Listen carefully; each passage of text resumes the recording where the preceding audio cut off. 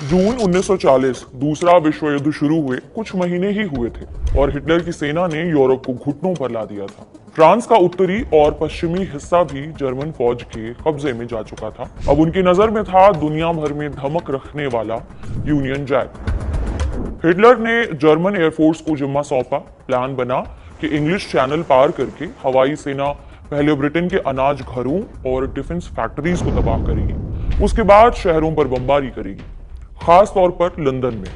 Hitler को अपनी air force पर गुरूर था और हो भी क्यों ना, उसकी एयरफोर्स ने फ्रांस, ब्रिटेन समेत कई देशों की हवाई ताकत को धूल चटाई थी। लेकिन युद्ध जब आसमान में पहुंचता है तो एक चाल और एक गलती से सारा डायनामिक्स बदल जाता है। हुआ भी यूं, ब्रिटेन के एयर चीफ मार्शल ह्यू डाउडिंग ने एक पैतरा चला। रडार सेंटर्स दुश्मन के विमानों को ट्रैक करते, वॉलंटियर्स अपनी आंखों से रडार की खबर पक्की करते और टेलीफोन से कमांड सेंटर को बताते, और फिर सेंटर से ऑर्डर मिलते ही ब्रिटिश फाइटर जेट्स उड़ान भरते और जर्मन जेट्स को उड़ा देते। देखते देखते दोनों तरफ के हजारों विमान मलबा हो गए। ब्रिटेन को नुकसान तो हुआ, लेकिन इस युद्ध में जर्मनी की हार ने उसे कमजोर कर दिया। यह हार हिटलर के ताबूत में आखिरी नहीं पर पहली कील बनी। ऑपरेशन सिंदूर में भारतीय वायुसेना ने पाकिस्तान के 11 एयरबेस पर बमबारी कर उसे उसकी हैसियत याद दिला दी। लेकिन इसी बीच खबर आई कि चीन, जो पाकिस्तान को 5th जनरेशन फाइटर जेट्स देने वाला था, अब और जल्दी देगा। इतना ही नहीं, चीन अपनी वायुसेना को भी 5th जनरेशन जेट्स से लैस कर रहा है। दूसरी तरफ भारत के हालात ये हैं कि उसे 2 मोर्चों पर लड़ने के लिए जितने विमानों की जरूरत है, वो संख्या शायद अगले 10 सालों में भी पूरी नहीं हो पाएगी। इस सिचुएशन के बीच एक डिबेट खड़ी हो गई है। सवाल उठ रहे हैं जैसे, क्या वायुसेना की ताकत सिर्फ विमानों की गिनती से तय होती है? भारत और चीन की वायुसेना में कौन कितना दम रखता है? और अगले 10 साल बाद history of modern military aircraft नाम का एक प्लेटफॉर्म है जो दुनिया भर की वायुसेनाओं के सामर्थ्य का हिसाब किताब रखता है। इसके मुताबिक भारतीय वायुसेना दुनिया की तीसरी सबसे ताकतवर वायुसेना है, जबकि चीन की एयरफोर्स चौथे नंबर पर है। कमाल है ना? चीन के पास हमसे 3 गुना ज्यादा फाइटर जेट्स हैं। सिर्फ इतना ही नहीं, उसके हवाई बेड़े में 5th जनरेशन जेट्स भी मौजूद हैं। भारत के पास अभी एक भी 5th जनरेशन जेट नहीं है। फिर कैसे भारतीय वायुसेना चीनी एयरफोर्स से ताकतवर है? इसका जवाब छुपा है एयर कॉम्बैट के कई पैमानों में। असल में WDMMA की रैंकिंग सिर्फ विमानों की संख्या नहीं देखती, ये ट्रू वैल्यू रेटिंग नाम का फॉर्मूला यूज करती है, जो कई चीजों को जोड़कर ताकत नापती है, जैसे कि रणनीति, पायलटों की ट्रेनिंग, एयरबेसेस और लॉजिस्टिक्स सपोर्ट और विमानों की क्वालिटी। इन सब का आकलन किया जाता है। पाकिस्तान को तो इंडियन एयरफोर्स ने जबरदस्त पटखनी दे ही दी, पर असली खतरा तो चीन है, क्योंकि पाकिस्तान को मिलने वाला 5th जनरेशन फाइटर जेट भी चीनी है और हमारे लिए नए नए विवाद खड़े करने वाला पड़ोसी भी चीन ही है। तो अब समझते हैं कि अलग अलग पैमानों पर इंडियन और चाइनीज एयरफोर्स के क्या हाल हैं। सबसे पहला पैमाना है रणनीति। किसी भी देश की रणनीति ही उसकी सेना का SOP होती है। रणनीति के आधार पर ही फैसले लिए जाते हैं। जैसे भारत एक शांति प्रिय देश है, हमने मानव सभ्यता के इतिहास में कभी भी किसी देश पर आक्रमण नहीं किया। हमने सदैव रक्षा के लिए हथियार उठाए हैं। आज भी हमारी रणनीति रक्षा पर ही आधारित है। एयरफोर्स ने भी अपनी प्लानिंग इसी आधार पर की है। जबकि चीन एक एग्रेसर है, वो एक तरफ साउथ चाइना सी में अपनी पैठ बढ़ाने में लगा है, ताइवान, ऑस्ट्रेलिया, फिलीपींस, जापान जैसे देशों पर दबदबा बनाने की कोशिश करता है। तिब्बत और अक्साई चीन पर उसने कब्जा कर रखा है। तो उसकी प्लानिंग अटैक और एग्रेशन बेस्ड है। इसलिए उसे अपनी सीमाओं की रखवाली के लिए भारत से कहीं ज्यादा विमान चाहिए, बेहतर एयरबेसेस और लॉजिस्टिक्स चाहिए। अब ये समझते हैं कि भारत और चीन अपनी अपनी रणनीति के हिसाब से किस स्थिति में है। सबसे पहले बात पायलट्स की। 4 अक्टूबर 2024 को भारतीय वायुसेना के air chief marshal Amarpreet Singh ने मीडिया से कहा कि सूत्रों के हिसाब से हमारे पायलट्स चीनी पायलट्स के मुकाबले कहीं बेहतर ट्रेंड है। अब ये सुनकर लोगों को थोड़ा अचंभा हुआ। उनके मन में सवाल था कि चीन के पास तो हमसे कहीं ज्यादा पैसा, ट्रेनर जेट्स और रिसोर्सेज हैं, फिर हम उनसे कैसे आगे निकल गए? इसका सीक्रेट है जॉइंट मिलिट्री एक्सरसाइज। हमारी वायुसेना 20 से ज्यादा देशों के साथ मिलकर ट्रेनिंग करती है। उदाहरण के तौर पर अमेरिका, रूस, फ्रांस, ब्रिटेन, सिंगापुर, ओमान, इनमें एयर कॉम्बैट और जॉइंट ऑपरेशंस की प्रैक्टिस होती है। ये बिल्कुल वैसा है जैसे एग्जाम से पहले मॉक टेस्ट देना। जितने ज्यादा मॉक टेस्ट सॉल्व करोगे एग्जाम के लिए उतनी ज्यादा तैयार होते जाओगे। इन एक्सरसाइज से हमारे पायलट्स को नए नए तरीके सीखने, एयर कॉम्बैट के लिए यूनिक और स्मार्ट स्ट्रेटेजी बनाने का मौका मिलता है। साथ ही अगर भविष्य में कभी इन देशों की वायुसेना के साथ कोई जॉइंट ऑपरेशन करना पड़ा, दोनों देशों के पायलट्स के बीच तालमेल बैठाने में समय जाया नहीं होगा। चीन भी कुछ देशों के साथ मिलिट्री एक्सरसाइज करता है, लेकिन उसका दायरा हमारे मुकाबले काफी छोटा है। मतलब हमारे पायलट्स का स्किल सेट और एक्सपोजर कहीं ज्यादा बेहतर है। बाकी ट्रेनिंग के कंपैरिजन में पाकिस्तानी एयरफोर्स पायलट्स की बात करने का मतलब सेंटर ऑफ ग्रेविटी को बिगाड़ देना। ट्रेनिंग की बात तो ठीक है, पर एयरफोर्स के लिए बेहद जरूरी चीज है उसके एयरबेसेस की लोकेशन, क्योंकि आसमान में लड़ाकू विमान तभी उड़ पाएंगे जब उन्हें पर्याप्त ईंधन और असलहे मिलेंगे। इन मोर्चे पर दोनों वायुसेनाओं के क्या हाल हैं? साल 2020 में हार्वर्ड यूनिवर्सिटी में एक रिसर्च छपी, the strategic postures of China and India. इसमें भारत चीन सीमा पर मौजूद एयरबेसेस और वहां तैनात लड़ाकू विमानों का हिसाब किताब किया गया है। उसके मुताबिक भारत के पास इस सीमा पर 270 फाइटर जेट्स और 68 ग्राउंड अटैक विमान हैं। साथ ही भारत ने कई सारे छोटे छोटे एयरबेसेस बना रखे हैं जहां से वो इन विमानों को ऑपरेट कर सकता है और जरूरत पड़ने पर लॉजिस्टिक सपोर्ट भी दे सकता है। जबकि चीनी एयरफोर्स के पास इस इलाके में महज 157 फाइटर जेट्स और कुछ ग्राउंड अटैक ड्रोन हैं। मतलब इस इलाके में भारत के मुकाबले चीन के विमान कम हैं। सीमा पर चीन के लिए एक और दिक्कत है, प्रकृति। तिब्बत और शिनजियांग के इलाके समुद्र तल से इतने ऊंचे हैं कि वहां एयरबेस बनाना एक टेढ़ी खीर है।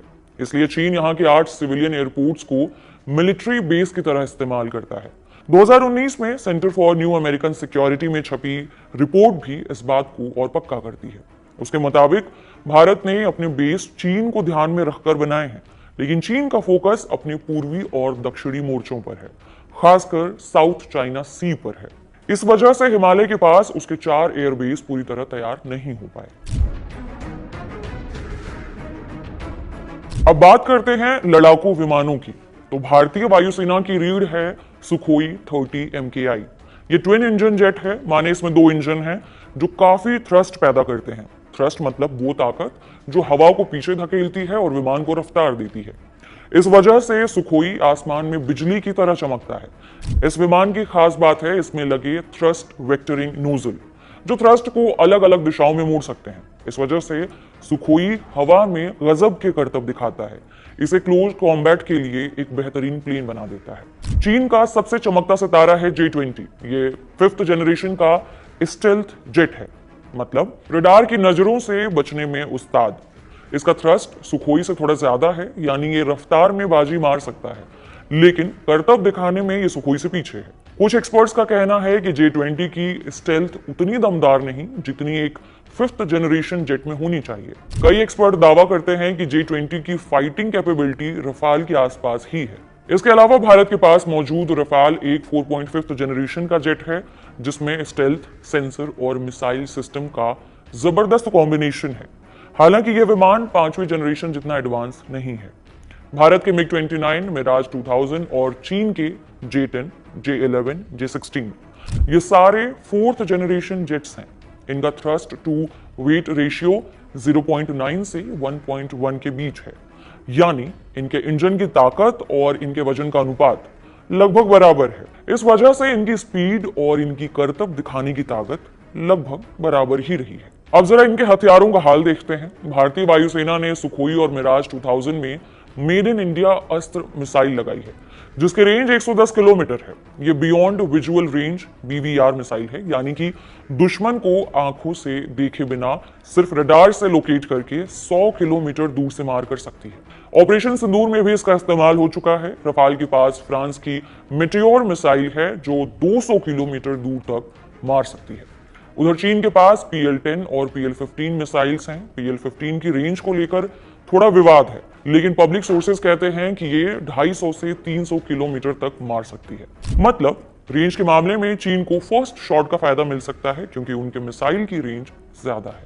अब आते हैं असली पेज पर। फिलहाल एयरक्राफ्ट की ताकत को देखें तो भारत और चीन के बीच 19-20 का फर्क है। जब शक्ति में 19-20 का फर्क हो तब गरारी संख्या पर आ अटकती है। चीन के पास भारत से 3 गुना ज्यादा कॉम्बैट जेट्स हैं, लेकिन क्या वो सारे जेट्स भारत से लड़ने के लिए लगा देगा? नहीं दोस्तों, रणनीति का खेल है। चीन को कई मोर्चों पर अपनी रक्षा करनी पड़ती है। ऊपर से हिमालय की ऊंचाई और खराब मौसम चीनी जेट्स की ताकत को आधा कर देते हैं।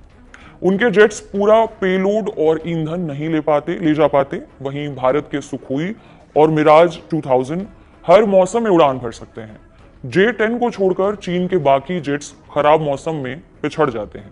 भारत को उबड़ खाबड़ इलाकों और रणनीतिक एयरबेस लोकेशन का भी फायदा मिलता है। कुल जमाइए कि दोनों देशों के जेट्स अपनी अपनी जगह मजबूत हैं। रणनीति, एयरबेस लोकेशन, विमानों की तकनीक के आधार पर फिलहाल भारत और चीन 19-20 के फर्क पर ही नजर आते हैं। लेकिन अगर चीन अपनी संख्या और टेक्नोलॉजी को और बढ़ा रहा है, इसलिए भारत की चुनौतियां भी बढ़ रही हैं। जैसे भारतीय वायुसेना का कहना है कि अगर एक ही वक्त पर पाकिस्तान से युद्ध की स्थिति बनी तो एयरफोर्स को 42 स्क्वाड्रंस की जरूरत पड़ेगी। स्क्वाड्रन यानी एक हवाई यूनिट। एक स्क्वाड्रन में 18 विमान होते हैं। क्या भारत के पास इतने फाइटर प्लेन हैं? नहीं। अभी वायुसेना के पास सिर्फ 31 स्क्वाड्रंस हैं और इनमें से MiG-21 के 3 स्क्वाड्रंस 2025 में रिटायर हो जाएंगे। इसके अलावा जैगुआर के 6 स्क्वाड्रंस को किसी तरह 2032 तक चलाया जाएगा। मानिए एक तरफ चीन है जो अपने बेड़े में 300 से ज्यादा 5वीं जनरेशन के J-20 भर चुका है और 6th जनरेशन जेट टेक्नोलॉजी पर काम भी शुरू कर चुका है। इतना ही नहीं, J-35 नाम का 5th generation fighter jet Pakistan को भी देने वाला है। और दूसरी तरफ हम अभी इस उम्मीद में हैं कि MiG-21 और जैगुआर के 9 स्क्वाड्रंस को रिप्लेस कर पाए। सरकार का टारगेट है कि वो 2035 तक 42 स्क्वाड्रंस वाली एयरफोर्स बना ले। लेकिन 5 अक्टूबर 2021 को उस वक्त देश के chief of air staff VK Chaudhary ने एक प्रेस कॉन्फ्रेंस में कहा था कि 2035 तक भारत 42 स्क्वाड्रंस के टारगेट को पूरा नहीं कर पाएगा। वजह वही, नए विमान तेजी से नहीं जोड़े जा रहे हैं। ऐसे में भारत के पास 2 ऑप्शन है, या तो वो रूस से सुखोई 57 खरीदे या फिर अमेरिका से F-35। ये दोनों ही दुनिया के सबसे शक्तिशाली 5th जनरेशन जेट्स हैं। दोनों देशों ने अपने विमान भारत को ऑफर किए हैं। फिर गरारी कहां अटकी है? बात ऐसी है कि अगर भारत F-35 खरीदता है तो उसे सर्विस से लेकर स्पेयर पार्ट्स तक के लिए लॉकहीड मार्टिन यानी अमेरिका पर निर्भर रहना होगा। F-35 के मैन्युफैक्चरिंग भी भारत में होगी या नहीं होगी, इस पर अभी तक अमेरिका की तरफ से कोई कमेंट सामने नहीं आया है। पर Su-57 के लिए रूस ने इसे भारत में बनाने का ही प्रस्ताव रखा है। इससे उसकी सर्विस, मेंटेनेंस आदि के लिहाज से इसमें भारत के पास अधिक सहूलियत होगी। एक तरफ F-35 बेहतरीन अटैक जेट है, माने एग्रेसर रणनीति के हिसाब से F-35 एक बेहतरीन चॉइस है, जबकि सुखोई 57 ज्यादा बेहतर डिफेंसिव रणनीति वाला जेट है। माने डिफेंड करने के हिसाब से सबसे सॉलिड जेट। कोई एयर स्पेस में घुसा तो गया। ओपन स्पेस में कई विश्लेषण हैं, पर इनमें से कौन सा विमान भारत के लिए बेहतर है, इसका फैसला सेना और सरकार को करना है और जल्दी करना है। क्योंकि आसमान की कहानी में एक पैंतरा या एक गलती बहुत भारी पड़ सकती है, खासकर तब जब दुश्मन दिलेर नहीं, बुजदिल और नीच हो। शेष ये भी नहीं भूलना चाहिए कि बंद मुट्ठी लाख की, खुल गई तो खाक की। सारे हथियार दिखाने बताने के नहीं होते, कई चीजें मौके पर दुनिया के सामने लाई जाती हैं। ये बात दोनों देश बखूबी समझते हैं। इसलिए किसकी ताकत ज्यादा वाली बहस में जाते हुए ये फैक्टर भी याद रखा जाए। बहरहाल आज के लिए इतना।